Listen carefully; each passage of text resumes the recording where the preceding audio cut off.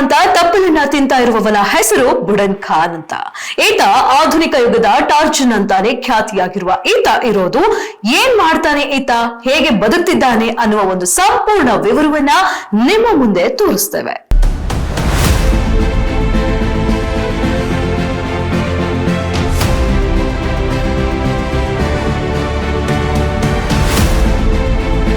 ಹೌದು ವೀಕ್ಷಕರೇ, ಬೆಳಗಾವಿ ಜಿಲ್ಲೆಯ ಸವದತ್ತಿ ತಾಲೂಕಿನ ಉಗುರಗೊಳ ಗ್ರಾಮದ ನಿವಾಸಿ ಈತ 10 ವರ್ಷದ ಹಿಂದೆ ಸಾಮಾನ್ಯ ಜನರಂತೆ ಬದುಕುತ್ತಿದ್ದ.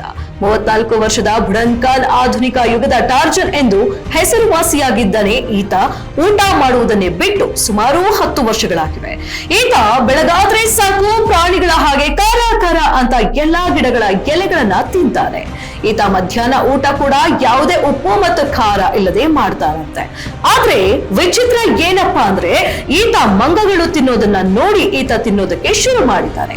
ಈತನನ್ನ ವೈದ್ಯರು ತಪಾಸಣೆ ಮಾಡಿ ನೋಡಿದಾಗ ಈತನ ದೇಹ ಆರೋಗ್ಯಕರವಾಗಿದೆ ಎಂದು ವೈದ್ಯರು ಕೂಡ ಸ್ಪಷ್ಟನೆ ನೀಡಿದ್ದಾರೆ.